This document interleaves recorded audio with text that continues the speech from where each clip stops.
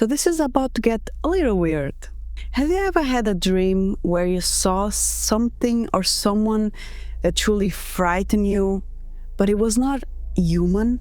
Or have you had a disturbing experience in real life, perhaps feeling a touch when no one was there, hearing a strange sound, or catching a glimpse of something in the corner of your eye? Do you even believe in spirits, demons, ghosts, negative entities? Today I want to show you why you do not need to be so afraid of negative entities, dark energies, spirits, demons, ghosts, whatever name you give them. I will use the term more negative entity or spirits because that's the way that I understand them and how I see that. But I want you to know that I mean all of those above. So fear is a powerful emotion. It can protect us and even save our lives. But it can also become so extreme that it imprisons us and enslaves us, making us obedient, stopping us from questioning things, and sometimes even driving us to do terrible things. Unfortunately, our society is deeply driven by fear. The system as it exists today, can only function because so many of us live under its influence, the fear influence. Just think about how we were raised, not only by our parents, but also by the teachers, news, religion, and society as whole. When we were children, learning how the world works, how many times were fear-based warnings used to make us do something or stop us from doing something? We hear things like, the police will come and take you if you do not behave. If you do not finish your food, the boogeyman will come for you. If you are naughty, Santa Claus will not bring you presents. If you play with fire, you will wet the bed tonight. If you tell a lie, God will punish you. If you scream and shout too loud, you will wake up the angry spirits. Of course, these examples may seem silly and unimportant, and the parents did not mean any harm here. They just used these phrases simply as a quick way to control a child's behavior.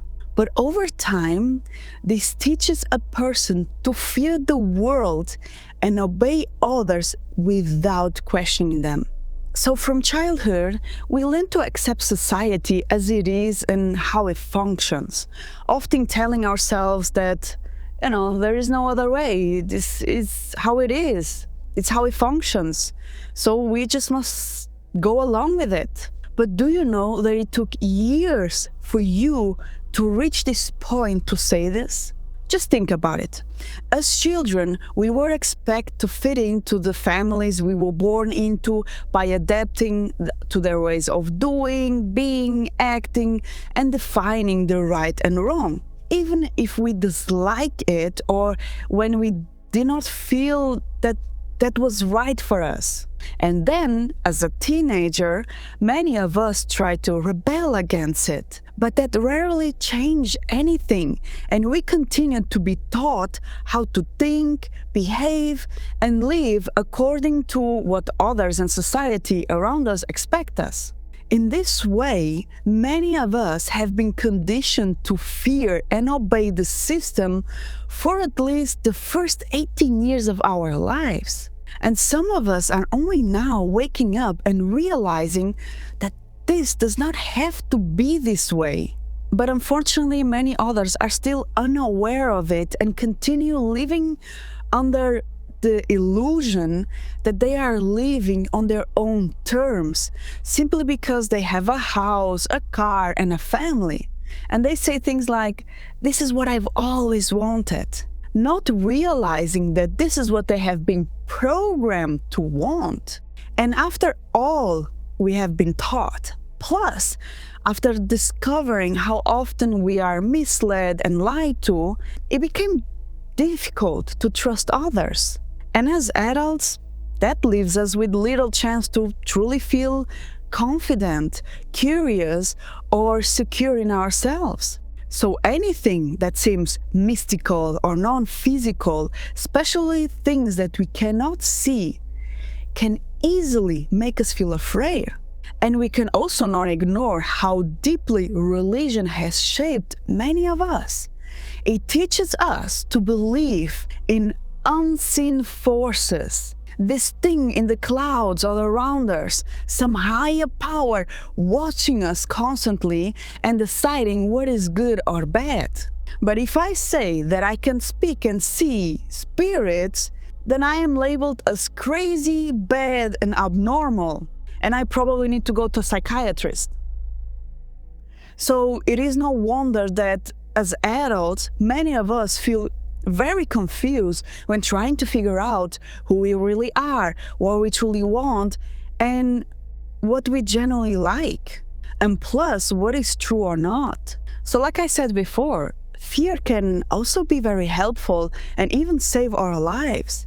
It is the reason why we do not just jump off cliffs or out of the windows, and why we will not try to cuddle a tiger. This is important to understand because the more you learn about your fears, where they began and how they were formed, the easier it becomes to release them. So now I want to focus more on the fear that comes from things that are not physical, such as spirits or negative entities and so on. So here it does not matter if you follow a religion or not.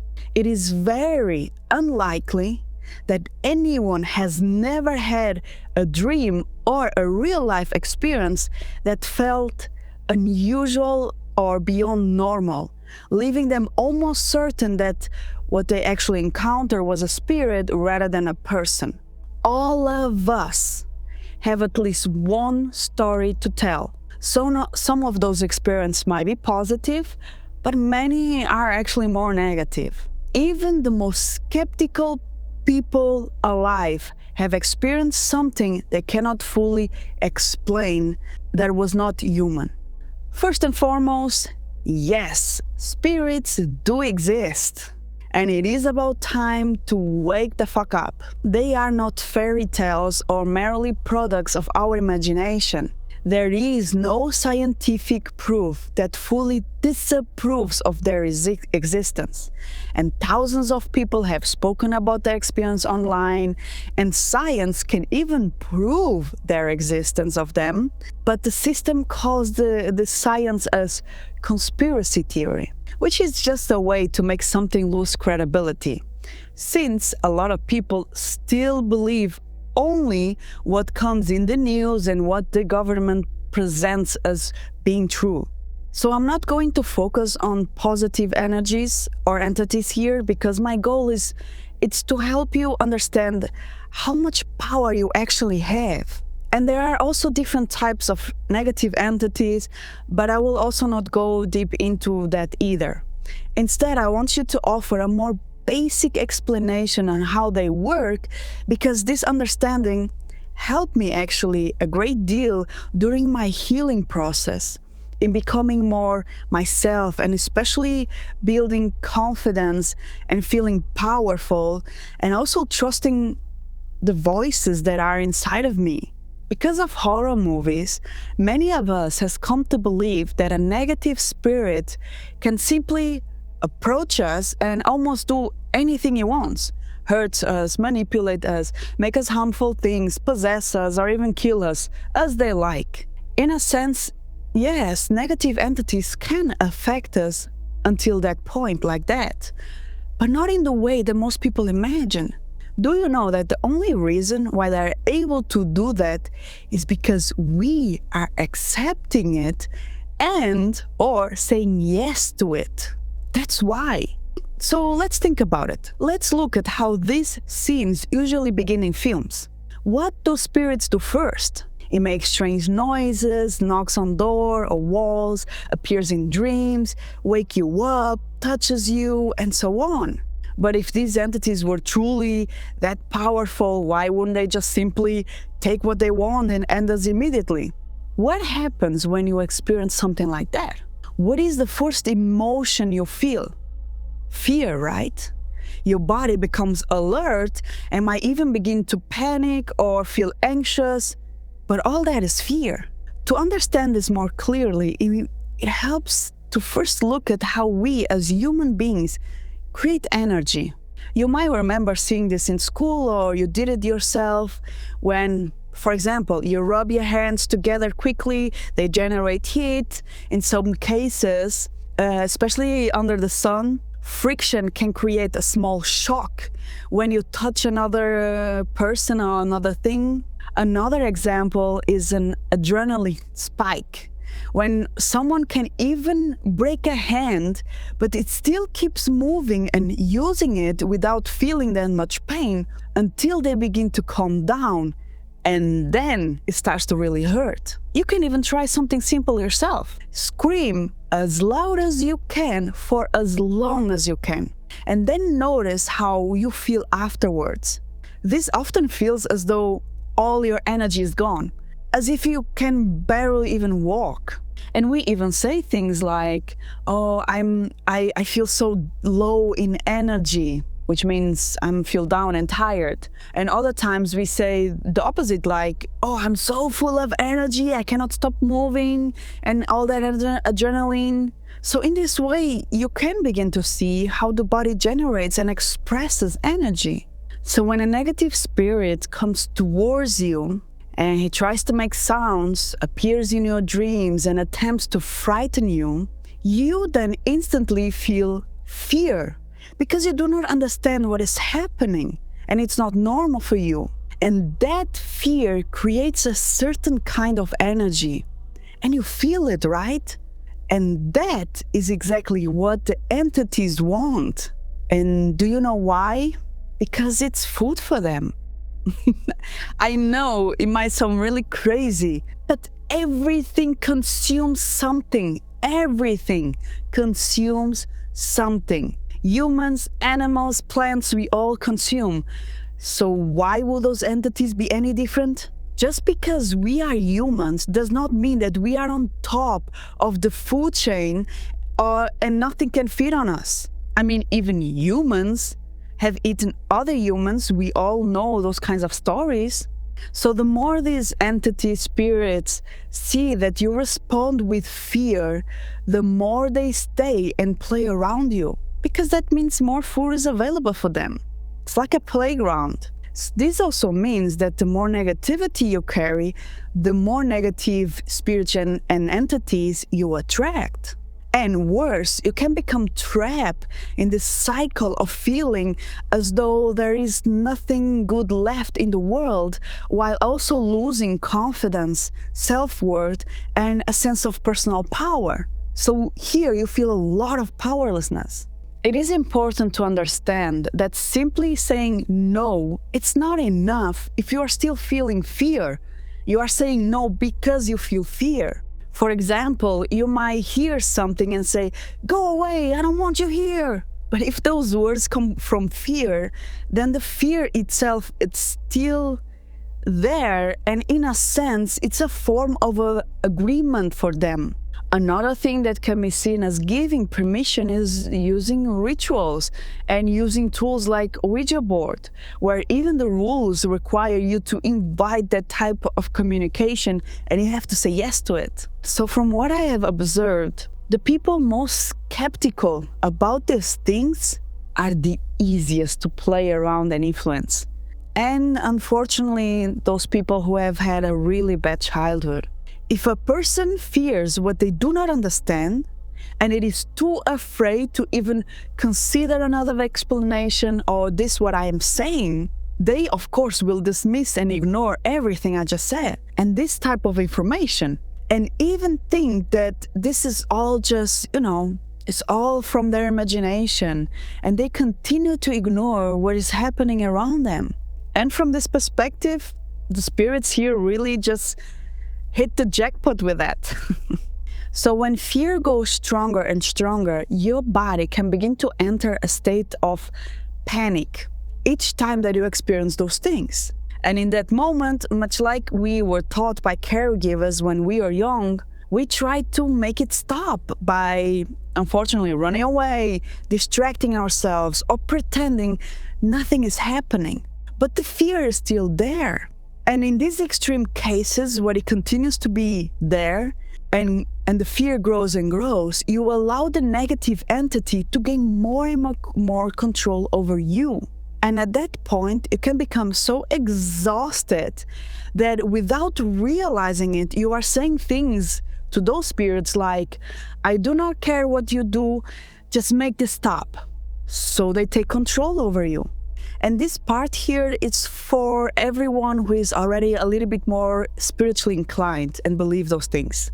If you use things like salt, white sage, or crystals to deal with these kind of energies, but you do it out of fear or only with the intention of getting rid of them while cleansing your home, it will have no effect whatsoever. If you see them as something negative or dangerous, then that energy is already within you, because that is fear.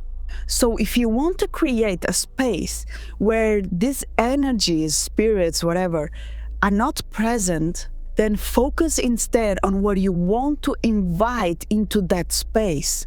So while cleansing or performing your ritual, generally connect with the feeling and say something like, in this space, I invite peace, gratitude, or productivity, love, and so on.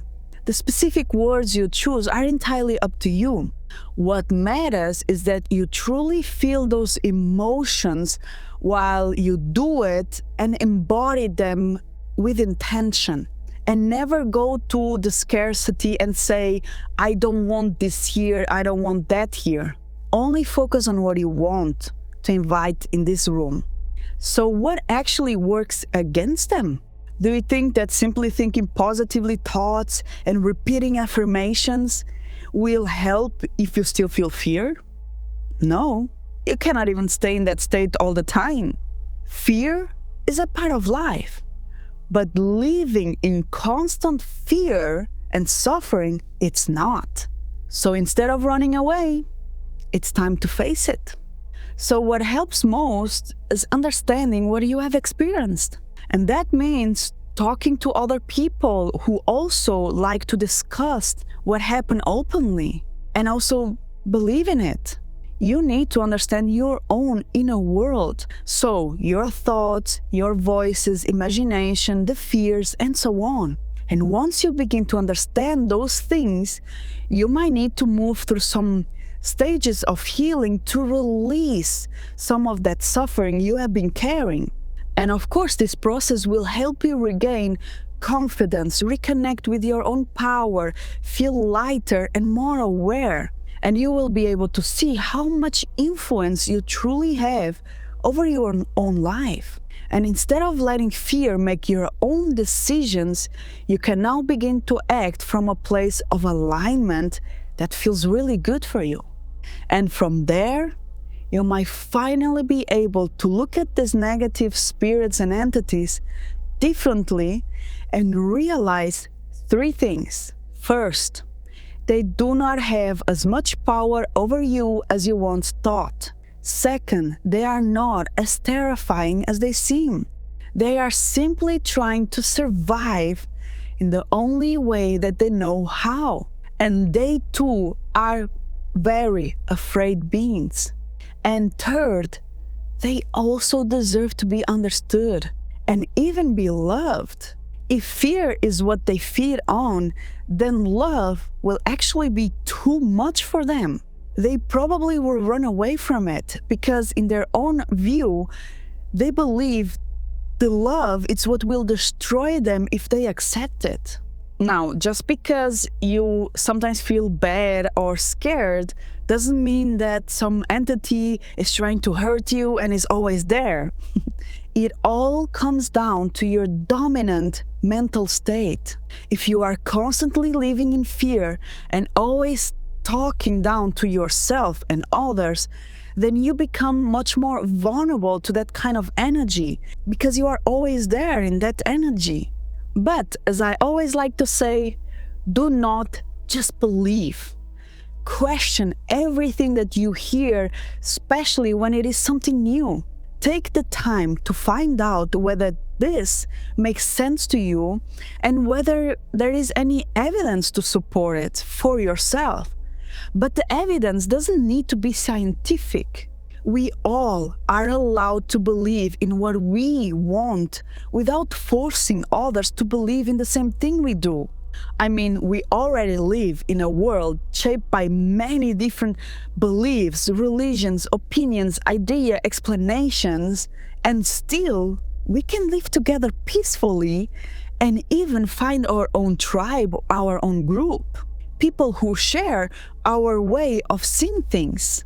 So it's time to freely explore your ideas about the world and express them without condemning those who see things differently.